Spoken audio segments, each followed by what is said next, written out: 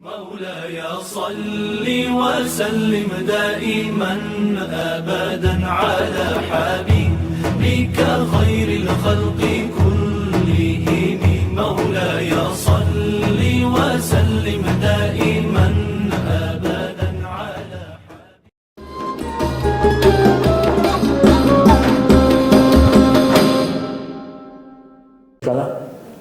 وأشهد أن محمدا عبده ورسوله syahadatan abqa. Allahumma salli wa sallim ala sayyidina Muhammadin Mustafa wa ala alihi wa sahbihi man nabi jami'il huquqil qada. Pak Ketua, Bapak-bapak, Ibu-ibu, hadirin hadirat jamaah Masjid Mardiyah yang dimuliakan Allah. Topik kita kajian pada malam ini adalah berkaitan dengan fikih muamalah, yakni sosial kemasyarakatan. Kalau kita lihat seperti apa tuntunan Al-Quran dalam kaitannya dengan melihat ajaran Islam ini, Rasulullah SAW itu tidak hanya diutus untuk mengajari kita zikir dan doa saja, tapi misi kerasulan Muhammad SAW itu bisa kita baca dalam surah Al-A'raf 157. Jadi Al-A'raf memberikan informasi kepada kita bahwa Rasul itu diutus mempunyai tugas. Bisa kita baca, misalnya dalam surah itu disebutkan Allah mengingatkan kita. A'udzubillahi minasyaitonirrajim. Bismillahirrahmanirrahim.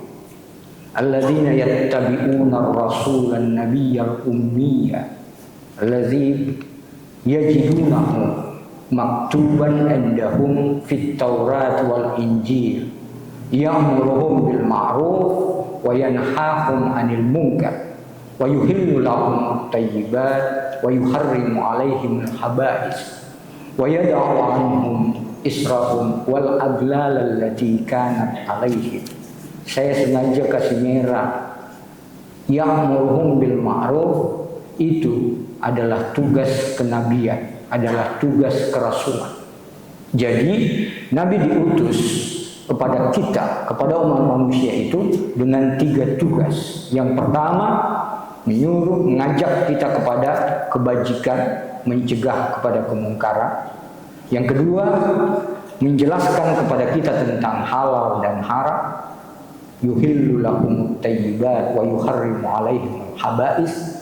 Dan yang ketiga, yang ini seringkali dilupakan oleh umat Islam, bahwa tugas kenabian itu wa yada'u anhum israhum wal aglala lati kanat 'alaihim, yakni membebaskan manusia dari belenggu yang menindih mereka. Bapak Ibu jemaah sekalian yang saya hormati, itulah sebabnya dalam satu riwayat yang diriwayatkan oleh Imam At-Tirmizi itu menjelaskan bahwa seorang sahabat Nabi itu hendak meninggalkan hiruk pikuk kehidupan masyarakat. Dia justru ingin tinggal di lembah itu yang sejuk. Lalu dia sampaikan maksudnya kepada Nabi untuk semata-mata beribadah di tempat itu. Dia ingin meninggalkan hiruk pikuk kehidupan masyarakat. Setelah dia menyampaikan kepada Nabi, Nabi justru menjawab, jangan lakukan itu. Kedudukanmu di jalan Allah itu jauh lebih utama daripada kamu sholat 70 tahun di rumahmu.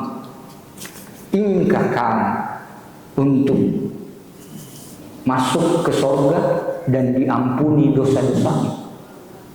Maka berjihadlah kamu di jalan Allah, berjuang di jalan Allah. Pesan Rasul ini memberikan kepada kita bahwa berjihad atau berjuang di jalan Allah itu berarti tetap hidup di tengah-tengah masyarakat, menjadi saksi kebenaran di tengah masyarakat. Kita mempertahankan akidah dan menyebarkan akidah itu. Maka keberadaan seorang muslim di tengah-tengah masyarakat itu sangat penting. Jadi kalau tadi Nabi diutus dengan 3 tugas, amar ma'ruf nahi munkar, tidak boleh kita menganggap bahwa dakwah beramar ma'ruf nahi munkar itu sudah selesai kalau masjid itu banyak yang hadir. Tidak boleh kita menganggap bahwa dakwah itu setelah selesai kalau sudah disampaikan melalui mimbar-mimbar masjid Jumat. Tapi dakwah amar ma'ruf bil ma'ruf, mengajak kepada kebaikan dengan cara yang baik, nahi mungkar la bil munkar, mencegah kemungkaran, tidak boleh menimbulkan kemungkaran baru. Yang kedua, tugas Nabi adalah menjelaskan kepada kita tentang halal dan haram. Umat Islam tidak boleh larut seperti ungkapan sebagian orang sekarang bahwa yang haram saja susah, apalagi yang halal. Tidak boleh larut situ, karena dalam Islam jelas, innal halala bayyinun wa innal harama bayyinun wa bainahuma umurun mustabihat. Yang halal jelas, yang haram jelas. Apa yang terletak pada halal dan haram itu subhan, tinggalkan supaya kamu selamat. Jemaah sekalian yang saya hormati, itu fungsi kedua Nabi. Fungsi yang ketiga yang seringkali kita abaikan adalah ketika Nabi bertugas untuk membebaskan manusia dari belenggu yang menindih mereka. Itulah sebabnya keberadaan seorang muslim di tengah masyarakat, dia harus memberi petunjuk setelah dia mendapat petunjuk. Dia harus memperbaiki masyarakat setelah dia memperbaiki diri. Dia tidak boleh menjadi orang yang rusak dan merusak masyarakat. Jemaah sekalian, mari kita masuk kepada bagaimana sebenarnya proporsi ajaran Islam berkaitan dengan ibadah dan muamalah. Ternyata Islam itu memberikan porsi lebih besar kepada tugas-tugas yang berkaitan dengan kemasyarakatan, sosial kemasyarakatan, bila dibanding dengan yang berkaitan dengan ibadah ritual. Kita lihat, selain ayat ini, saya juga membawa 2 ayat selanjutnya berkaitan dengan seperti apa sebenarnya keberadaan manusia. Kalau kita lihat di surah As-Sariyat 56, wa ma halaktul jinna wal insa illa ya'budun.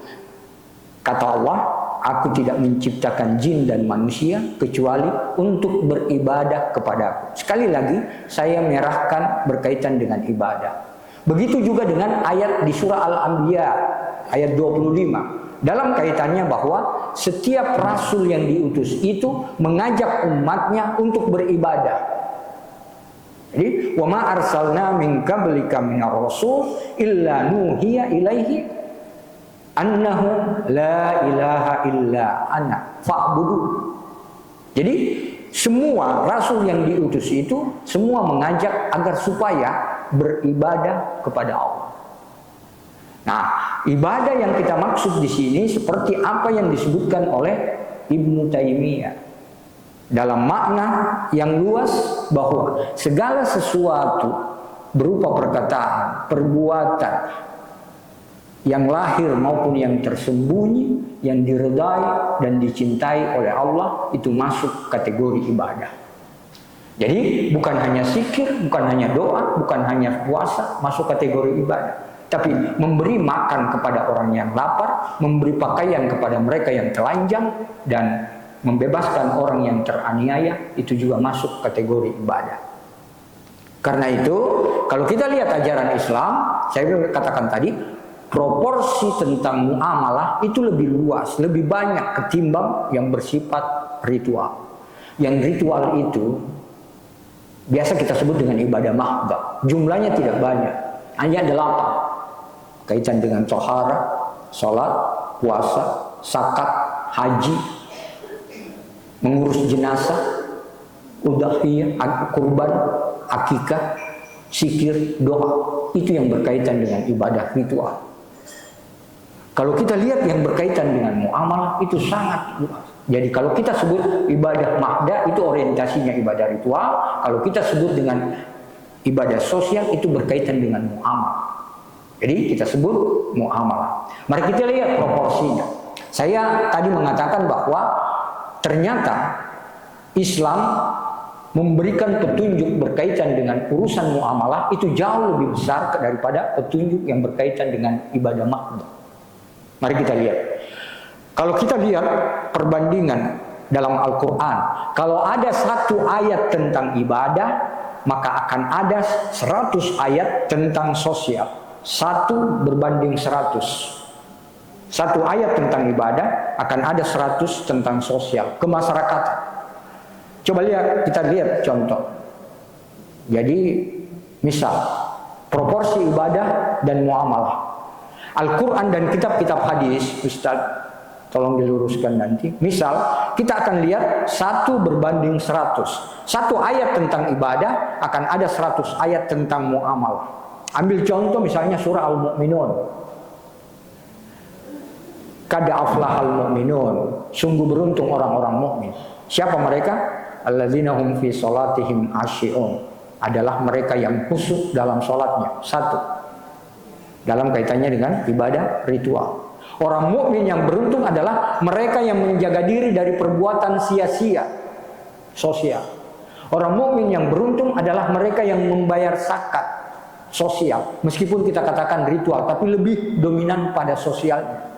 Orang mukmin yang beruntung adalah mereka yang memelihara janji dan amanahnya, melaksanakan janji dan amanah. Orang mukmin yang beruntung adalah mereka yang menjaga kehormatannya. Dari ayat 1 sampai 9, Allah hanya menyebut ibadah ubudiyah itu hanya 2 kali, sholat, zakat. Zakat pun itu berkaitan dengan sosial. Ambil lihat lagi contoh lain. Surah Ali Imran 135, 133, 135. Ya. Wasari'u ila maghfiratin min rabbikum wa jannatin 'arduhas samawati wal ardh uiddat lil muttaqin. 134 mengatakan yang takwa itu yang pertama alladzina hum mereka yang senantiasa membelanjakan rezekinya ya di waktu lapang maupun di waktu sempit. Yang kedua, mereka yang senantiasa mengendalikan amarahnya. Yang ketiga, dia senantiasa memaafkan sesamanya. Dan yang keempat, mereka yang senantiasa gemar melakukan kebajikan. Alladzina yunfikuna fis sarra'i wad dharra wal qadhimina al ghaidh wal 'afina 'anil nas wallahu yuhibbul muhsinin. Semuanya berkaitan dengan muamalah takwa.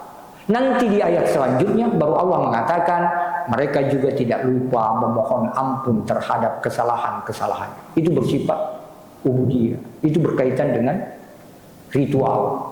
Jadi Al-Quran memberi porsi, saya katakan dalam urusan muamalah itu lebih besar ketimbang yang berkaitan dengan ibadah ritual. Lihat lagi kitab-kitab hadis, Ustaz. Kalau kita lihat misalnya Fathul Bari, Syarah Sahih Muslim, Sahih Bukhari, 20 juz. Hanya 4 juz yang berkaitan dengan ibadah. 16 juz itu selebihnya adalah berkaitan dengan sosial, muamalah. Sahih Muslim 2 juz, hanya 1/3 bagian pertama itu berkaitan dengan ibadah, selebihnya itu muamalah. Jadi dari 2 kitab sumber ternyata memang porsi tentang muamalah itu jauh lebih besar ketimbang masalah ibadah ritual. 1.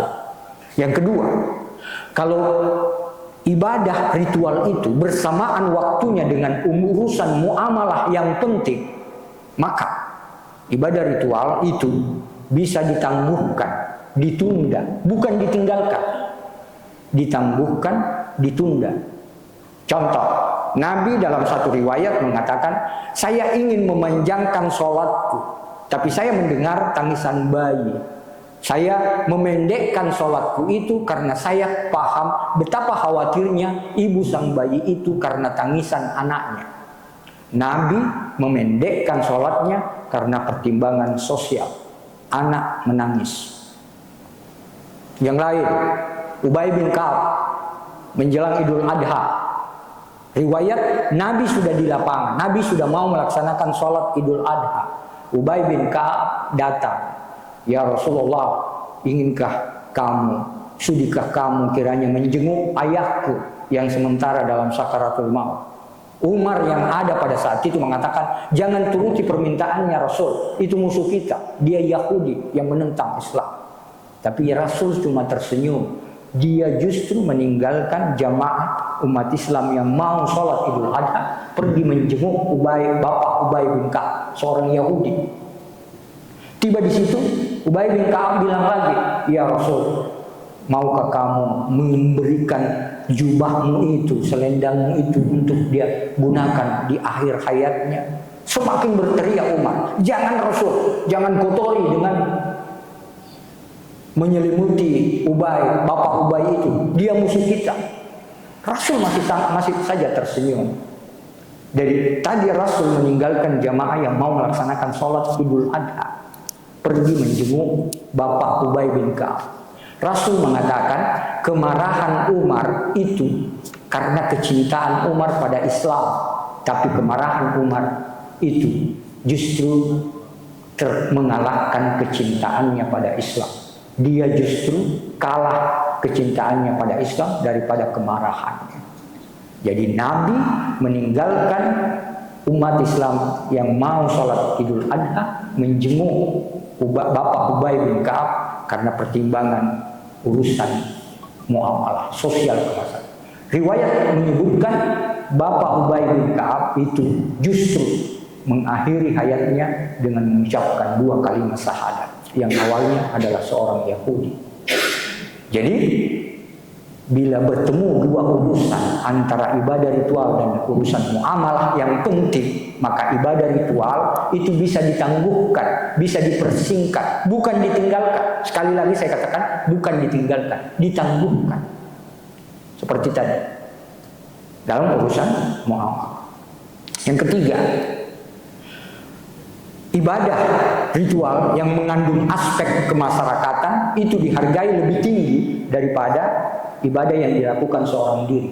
Sholat berjamaah kita tadi dihargai 27 derajat lebih utama daripada sholat kita seorang diri, munfarid.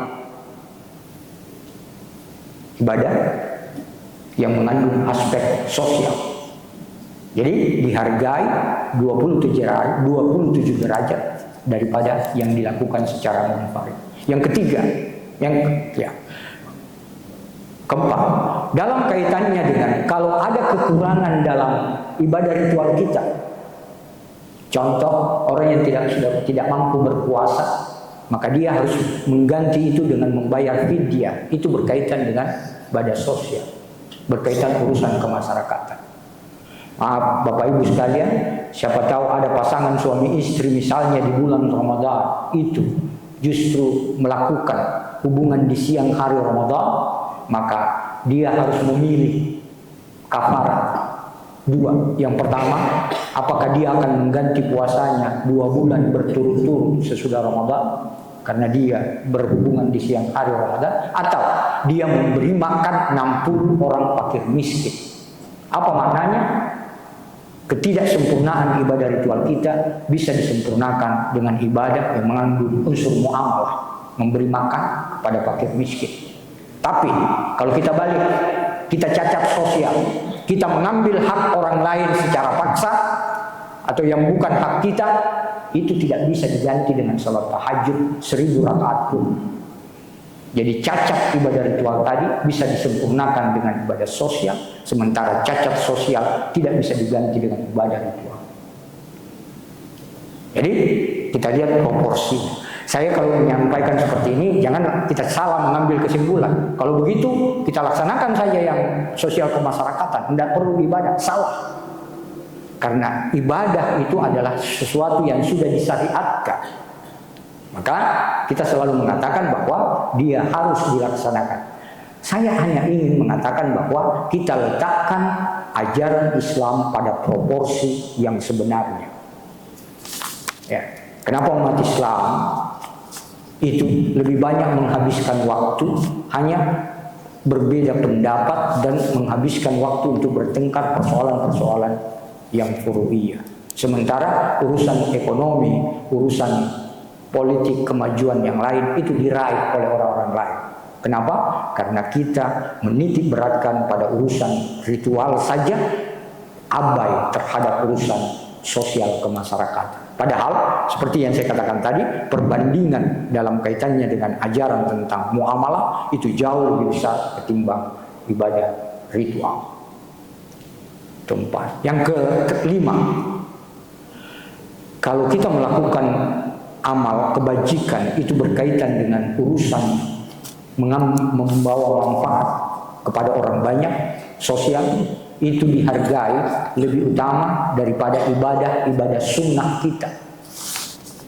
Contoh, hadis Nabi mengatakan, siapa di antara kamu yang keluar dari rumahnya siang atau malam untuk membantu saudaranya, apakah usahanya itu berhasil atau tidak, itu jauh lebih utama daripada dia iktikaf di masjid selama 2 bulan.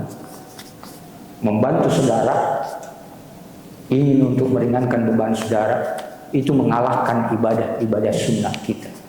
Urusan sosial itu diletakkan lebih daripada ibadah sunnah kita. Jemaah sekalian, saya kira itu barangkali bisa kita pending dulu sampai di sini. Nanti kita bisa dialog sebentar karena waktu ya. Sesi tanya jawab. Boleh. Sesi tanya jawab. Sekali lagi saya katakan, kalau saya katakan seperti tadi, jangan kita mengambil kesimpulan yang salah. Maksudnya kesimpulan yang salah, lalu kita mengatakan, kalau begitu kita tinggalkan saja ibadah ritual, kita lakukan saja yang sosial. Salah.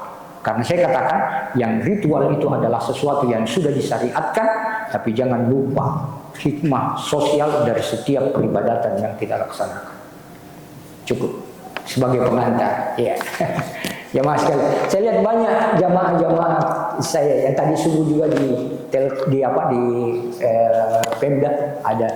Tadi Pak Polisi saya lihat tidak ada ya. Pak Prof, banyak jamaah subuh saya tadi itu mengingatkan saya jadwal di malam ini. Silakan Pak. Oke, baik, terima kasih kepada narasumber kita yang sangat luar biasa pada malam hari ini. Beliau telah menyampaikan salah satu materi yang sangat luar biasa tentang pembagian proporsi Islam, tentang perihal sosial kemasyarakatan dan ibadah. Mungkin untuk mengeksplorasi hal-hal yang ada pada diri kita masing-masing, dipersilakan untuk para jamaah untuk bisa memberikan pertanyaan dengan isyarat angkat tangan, dan jangan lupa untuk memperkenalkan nama agar kita bisa untuk saling berkenal satu dengan yang lain. Dipersilakan kepada jamaah yang ingin bertanya. Oke, baik. Silakan Pak. Saya kasih itu pertanyaan itu. Baik, assalamualaikum warahmatullahi wabarakatuh. Assalamualaikum warahmatullahi wabarakatuh. Terima kasih Pak Ustaz. Iya. Luar biasa ini pemaparannya, menambah wawasan kita terkait dengan perbandingan antara ibadah muamalah dengan ibadah ritual. Ternyata setelah dijelaskan tadi luar biasa perbandingannya, Pak. Di Al-Quran saja membandingkan 1:100 ya, Pak. Iya. Ya. Pertanyaan saya, Pak Ustaz, terkait dengan pokok permasalahan ibadah muamalah ini, kaitannya dengan kita dengan dengan meningkatnya teknologi informasi, sehingga ibadah muamalah khususnya komunikasi dengan tetangga itu sepertinya sudah hampir boleh dikata tidak ada lagi, padahal komunikasi dengan tetangga, dengan keluarga pun sebenarnya secara fisik itu mungkin jauh lebih bagus dibanding hanya komunikasi dengan teknologi informasi. Bagaimana mensiasatinya ini, Pak Ustaz, dengan fenomena kita sekarang ini? Demikian, Pak Ustaz. Terima kasih. Bagus, makasih banyak Pak. Siapa Pak? Bagus pertanyaan kita. Jumhari Nurdin, Pak. Iya Pak Jumhari. Ya. Terima kasih Pak Jumhari. Jadi begini, sebelum masuk ke wilayah itu dalam kaitannya dengan teknologi yang mampu supaya yang sebegini itu maju, supaya kita lengkapi kita punya pemahaman dalam kaitannya ibadah ritual dan ibadah muamalah atau sosial. Ada kaidah memang berbeda antara satu dengan yang lain, ibadah ritual, ibadah sosial. Kalau yang berkaitan dengan ibadah, al-aslu fil ibadah at-tahrim. Dasar dari urusan ibadah itu dilarang, haram, tidak boleh dilakukan. Illa ma dallat dalil ala khilaf, kecuali ada dalil yang memerintahkan. Itu kaidah dalam ibadah. Jadi misalnya kita sholat, kita tambah rakaat, tidak boleh. Kenapa? Karena tidak ada dalil yang memerintahkan. Jadi al aslu fil ibadah at-tahrim. Dasar hukum dalam ibadah itu dilarang, haram. Hatta illa ma dalla dalil ala khilaf. Yang kedua, dalam kaitannya dengan muamalah, itu al aslu fil muamalah al ibahah. Dasar hukum muamalah itu semua boleh. Hatta yadullu dalil ala tahrim. Nah, sampai adanya dalil yang melarangnya. Jadi tadi pertanyaan Bapak itu bagaimana itu dengan komunikasi kita dengan teknologi? Itu urusan muamalah, boleh. Semua boleh sampai ada dalil yang melarang. Dalil yang melarang misalnya dalam kaitannya nanti kalau mengarah kepada ghibah atau fitnah. Kita seringkan Pak melalui media, betul tadi tetangga itu adalah saudara terdekat, jauh lebih dekat daripada saudara kandung ketika kita bertetangga. Contoh sederhana, kalau terjadi misalnya tidak diminta-minta kebakaran, saudara yang di ujung tanah belum tentu datang, tetapi tetangga kalau baik hubungan pasti datang. Jadi saudara terdekat, maka perbaiki. Nah, dalam tadi kaitan bagus tadi Pak, bagaimana mensiasati itu? Maka kita dalam kaitannya dengan teknologi itu, kita juga jangan sampai, kan ada ungkapan sekarang, kalau dulu itu mulutmu harimau, sekarang jari jemarimu harimau. Langsung share sesuatu yang belum kita tahu. Jadi makanya ada yang mengatakan saring dulu baru sharing. Jadi sebelum kita saring, jangan dulu langsung sharing.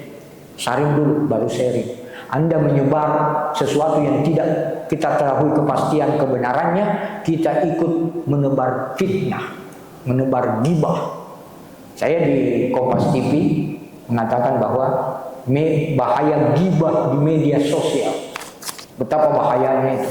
Karena amal kita akan terbakar habis karena kita melakukan ghibah. Jadi mensiasati media sosial seperti tadi harus kita bijak dalam kaitannya dengan memperhatikan seperti apa dia dalam ungkapan seperti tadi. Kalau dulu mulutmu harimau, sekarang jemarimu adalah harimau.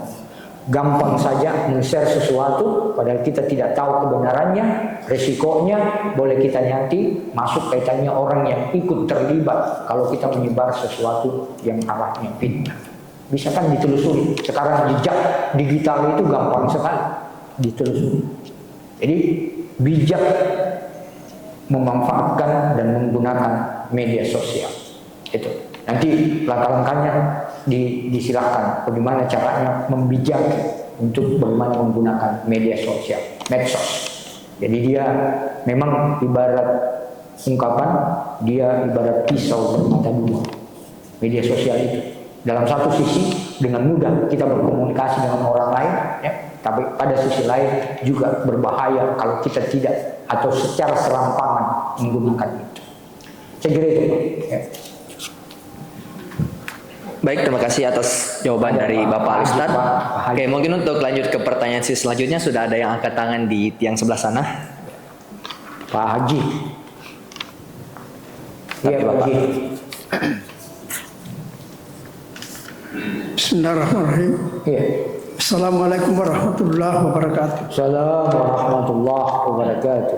Perkenankan saya Pak Ustadz, memperkenalkan diri dulu. Iya. Nama saya Kasman. Iya. Sekalipun tidak asing bagi Ustadz. Iya.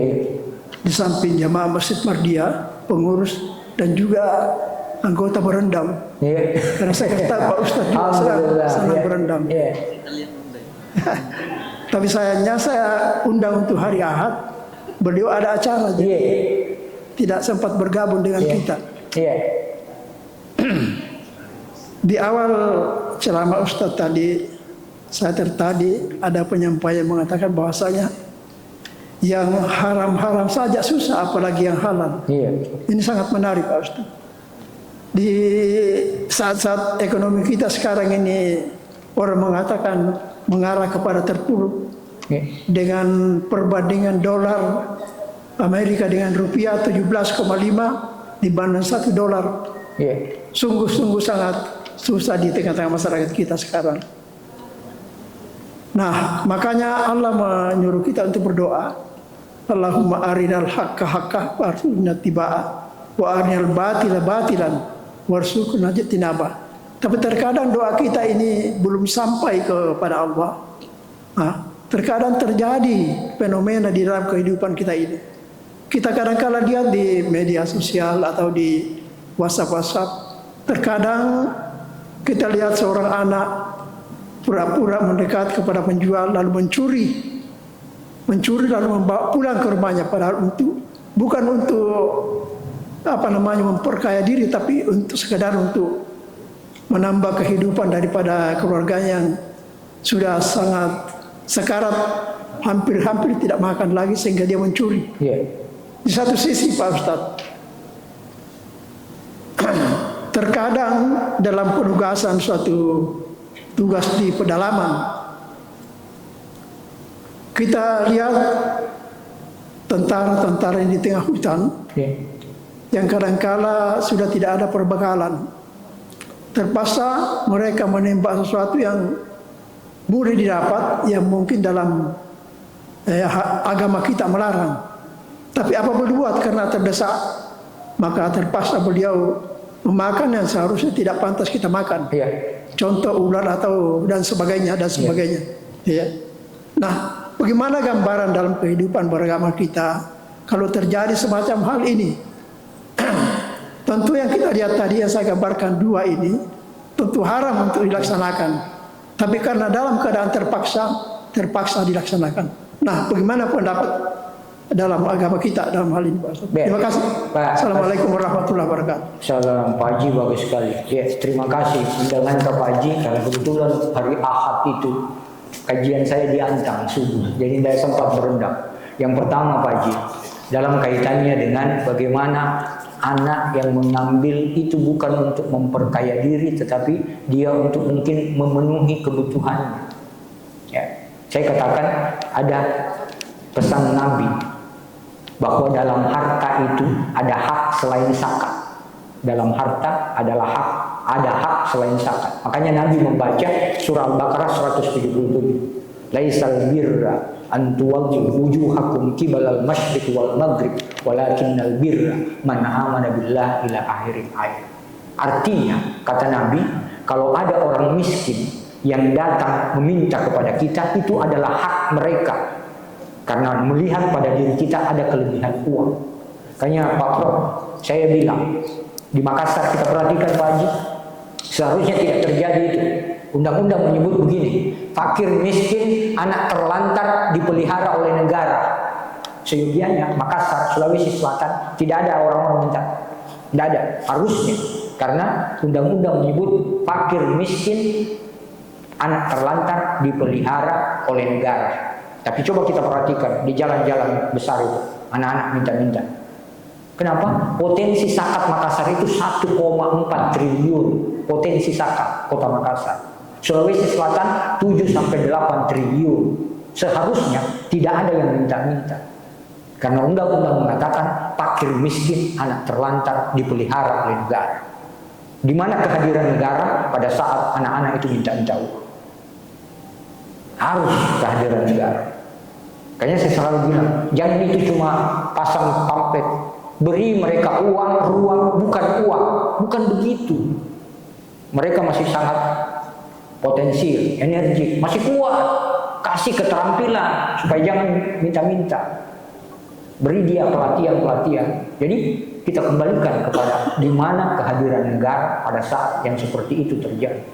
Umar bin Khattab itu waktu beliau memerintah, jadi pemerintah, itu karena rumah jabatannya itu bisa melihat penduduknya, rakyatnya, di malam hari dia di rumah jabatannya melihat ada sebuah rumah yang keluar asap, dikiranya kebakaran. Dia mengunjungi ke situ, ternyata seorang ibu sementara memasak batu yang dia masak. Kenapa? Dia bilang, kalau saya tidak memasak begini, anak-anakku tidak bisa tidur karena dia sudah berapa hari tidak makan. Saya bangkitkan dia punya hayalan supaya dia menganggap nanti ada bisa ditunggu masak. Padahal batu yang dia masak. Menangis Umar. Saya akan dituntut di hadapan Allah ketika ada rakyat saya yang tidak makan. Dia angkat sendiri itu gandum datang ke rumah itu. Kehadiran negara dalam kaitan itu. Sama juga kita. Kalau tadi ya, kita minta di mana kehadiran negara pada saat seperti saya katakan potensi zakat Makassar 1,4 triliun, Sulawesi Selatan 7-8 triliun. Makanya kalau zakat bisa berfungsi dengan baik, dia tahun ini dia menerima zakat, tahun depan itu akan membayar zakat. Harusnya begitu, zakat produktif. Tapi saya memang di Telkom itu, karena saya selalu jamaah juga di sana, ada jadwal saya Kamis duha, ada tukang becak selalu ikut jamaah juga di situ. Telkom waktu itu bilang, bagaimana ini Prof? Ini ada zakat, bisa kita bahas. Saya bilang, tanya dulu itu, siapa tahu saya panggil itu tukang becak. Itu becak yang kita pakai, itu kita beli atau sewa? Dia bilang, saya sewa Pak. Bagaimana kalau kami kasih becak? Dibeli becak itu hari 12 Pak. Becak 12, kasih itu. Yang selalu datang jamaah.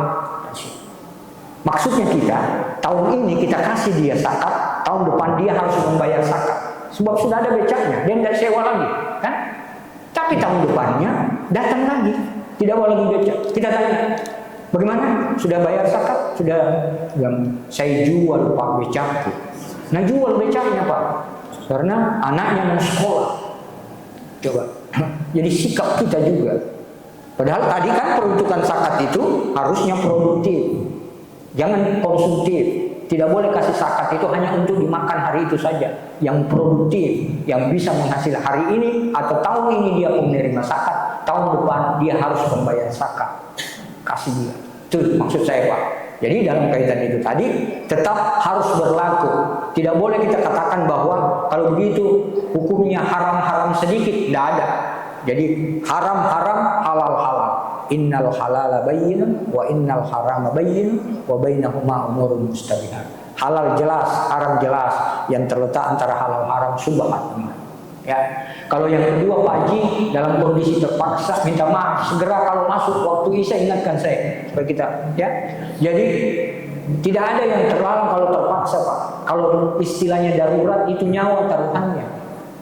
Jangan pada saat dia di hutan dia makan sesuatu yang diharamkan, seharusnya dia tidak makan. Tapi kalau dia tidak makan, dia mati. Makan. Tapi jangan setelah keluar, tiba di rumahnya, dia bilang, saya pernah makan begitu enak. Bagaimana kalau saya makan kembali lagi di sini? Tidak bisa lagi. Ya. Itu karena kedaruratan. Ma'ubihulid darurat, yukaddaru bikadariha. Apa yang dibolehkan karena keterpaksaan, kedaruratan, hanya sebatas kedaruratannya. Tidak boleh lebih. Gitu. Cukup Pak Haji ya. Yang ketiga terima kasih. Mudah-mudahan satu saat kita bisa berendam sama-sama Pak Haji. Ya. Ada Pak Prof juga sana suka berendam. Dari Ahad ada kajian saya diantar. Ya. Ya Pak Prof. Ya. Oke baik, itu dia jawaban dari Pak Prof tuh. Oh Pak Prof. Ya. Kasih. Pak Prof. Belum ya, belum ada. Masih sisa 5 menit. Bah, 5 menit silakan. Ya. Masih. Ya. Masih banyak waktu. Ya, alhamdulillah. Ya, terima kasih atas kesempatan yang diberikan kepada saya. Ada beberapa pointer penting berkaitan dengan fikih muamalah Ya, Ustaz. Di sini disebutkan jual beli, hutang piutang, kerjasama bisnis, Iya. sewa menyewa, pernikahan, politik, Iya. sosial ekonomi, peradilan, administrasi, bahkan tata negara. Iya.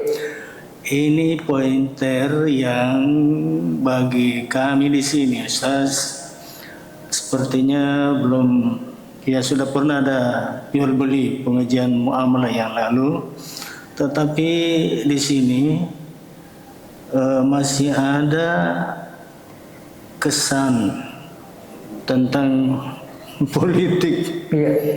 Itu sepertinya barang risih dibahas padahal ini ya saya melihat bahwa sangat urgen. Iya. Kalau pernikahan sewa menyewa ya sudah. Iya. Tapi yang berkaitan dengan politik ini, saya berpikir begini, mengapa saya bertanya seperti ini? Karena itulah sebuah tradisi. Kayaknya kita kurang enak kita mendengar-dengar dari orang luar, seolah-olah kalau kita berbicara tentang hal seperti ini di masjid itu ada rasa risih untuk. Nah, saya memandang bahwa Pak Prof ini adalah pakarnya politik di sini, di Indonesia ini ceritanya. Makanya ada pameo yang saya anut juga, bahwa ada saatnya, ada baiknya kita bagaikan orang belajar kungfu, Pak Prof. Jadi kalau kungfu itu harus dilawan gurunya, supaya keluar jurus-jurus yang kita butuh. Ya, terima kasih banyak. Ya, terima kasih. Terima kasih banyak, Ustaz. Jadi bagus itu. Jadi semua yang disebutkan tadi itu memang wilayah muamalah. Itu yang saya katakan tadi. Kalau ritual terbatas cuma 8, tapi selebihnya itu yang tidak terhitung jumlahnya itulah muamalah. Masuklah di dalam tadi jual beli, sewa menyewa, nikah, semuanya. Ketika bicara tentang fikih pasti orientasinya ke muamalah. Rumah besarnya itu muamalah. Di dalamnya masuklah di situ politik. Ya, seperti Pak Ustadz katakan, saya memang guru besar politik, Pak. Jadi politik Islam, SK saya ditandatangani oleh Susilo Bambang Yudhoyono, politik Islam. Ya. Tapi saya melihat praktek politik kita masih sulit untuk kita katakan bagaimana menerapkan politik Islam itu. Di salah satu kabupaten, waktu saya ditawari, ada mahasiswa sudah selesai S3, dia bilang, Prof, saya siap jadi tim sukses untuk jadi calon bupati di kabupaten. Tapi saya ketawa, saya tahu itu maksudnya. Kalau saya nanti menyampaikan visi misi, pasti kau bilang hebat, visi misi saya hebat. Tapi giliran selanjutnya dia bilang, tidak ada gisinya. Ya. Maksudnya saya ini tidak ada gisinya, tidak ada modalnya. Ya. Karena saya lihat praktek memang betul belum seperti yang kita harapkan dalam kaitannya dengan bagaimana kaitannya dengan politik itu. Kalau Indonesia masih dalam proses menurut saya. Ya, itulah Prof. Saya belajar ke Iran, wilayatul faqih. Saya ke sana belajar tentang bagaimana pemerintahan politik Iran. Iran itu negara Islam, Pak, karena dia sebut dalam undang-undangnya. Jadi sebuah negara itu disebut sebagai negara Islam kalau dia memenuhi syarat 2. Yang pertama, dalam negara itu menyatakan bahwa negaranya adalah negara Islam dalam undang-undang dasarnya. Iran bilang begitu. Iran adalah negara Islam yang bermazhab Syiah, maka dia negara Islam. Itu ketentuan Organisasi Konferensi Islam Sedunia. Sebuah negara disebut negara Islam itu kalau dengan 2 semua. Yang pertama, undang-undangnya menyebut dia negara Islam. Iran, Saudi Arabia, asal menyebut nama negaranya negara Islam, dia masuk kategori negara Islam. Yang kedua, mayoritas penduduknya beragama Islam, maka kita Indonesia masuk di situ. Jadi sebuah negara yang mayoritas penduduknya beragama Islam, dia dikategorikan sebagai negara Islam. Maka India, Rusia belum diterima menjadi anggota OKI. Kenapa? Karena jumlah penduduk muslimnya belum sampai 30%. Itu. Jadi dalam kaitannya dengan negara. Jadi sistem pemerintahan kita mau lihat wilayatul faqih yang diterapkan di Iran itu mengadopsi dua. Dia menggabungkan teori politik modern dengan Islam.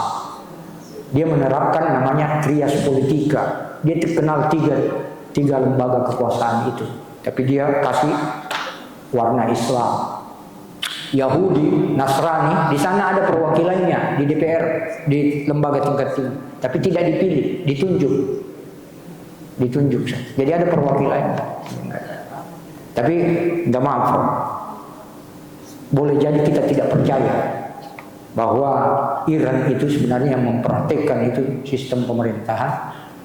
Maaf, tunjangan guru besar, gaji guru besar Indonesia Pak, itu lebih besar dari gaji presiden Iran. Tunjangan guru besar, gaji guru besar Indonesia lebih besar daripada gaji presiden Iran. Makanya itu mereka tidak ada hidup glamor. Beda dengan Saudi Pak. Lihat kalau Saudi, minta maaf, yang saya lihat keturunan raja yang tidak bisa puasa. Kalau bulan puasa, dia naik ke pesawatnya dengan jubah, dia naik dengan sajadah di pesawat pribadinya. Tapi tiba di Paris, bisa tiba di negara Eropa, buka semua jubah, ganti dengan jas, turun tidak puasa. Kenapa? Karena dia tidak tahan puasa, tidak kuat puasa. Tapi Iran, bukan karena kebetulan saya pernah ke sana, jadi saya cerita begini. Jangan kita bilang, barangkali Bapak juga ingin mata-matanya Iran, enggak. Ya. Saya 2 kali ke Iran. Jadi saya ketemu dengan Pak Ustadz Ayatollah Iran itu. Jadi itu yang dipakai itu topi-topi begitu. Prof, saya minta sama teman, tolong bawa saya beli begitu. Dan tidak sembarang dipakai itu Pak. Jadi tidak sembarang itu di sana Prof. Ahli kimia, ahli mesin, itu ahli agama. Mereka itu hebat dia. Itu ahli nuklirnya Iran Pak, yang kasih mendarat pesawat anti radarnya Amerika. Itu justru dipandang oleh Amerika, dikiranya anak-anak. Dia bicara 1 hari, baru dia tahu bahwa ternyata dia ahli nuklir. Hilang, diculik. Ahli nuklirnya Iran. Jadi luar biasa itu sebenarnya kalau kita mau lihat. Jadi jangan mau bayangkan Iran itu mau menyerah. Presidennya sudah bilang, ya, Mujtaba itu bilang, sampai kami yang terakhir kami tetap akan melawan. Dia tidak akan pernah mengenal kata menyerah, apalagi dengan invasi. Bagi Iran, semua hari, makanya lihat itu masyarakat Iran, dia tetap mensupport pemerintahnya, lawan. Kenapa? Karena bagi masyarakat Iran, semua hari itu Asyura, dan semua bumi ini adalah Karbala. Gitu.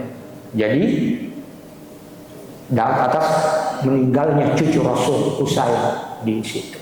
Jadi semua hari adalah Asyura, semua bumi ini adalah Karbala. Gitu prinsip. Makanya Iran tidak akan menyerah. Biar sampai habis kalau dia habis. Saya kira itu.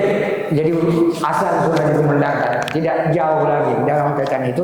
Jadi suatu saat juga dalam kaitannya dengan tadi Prof, saya sudah nyinggung sedikit itu dalam kaitannya dengan politik. Kehadiran negara dalam kaitannya dengan mengatasi orang-orang miskin dan terlantar. Itu politik.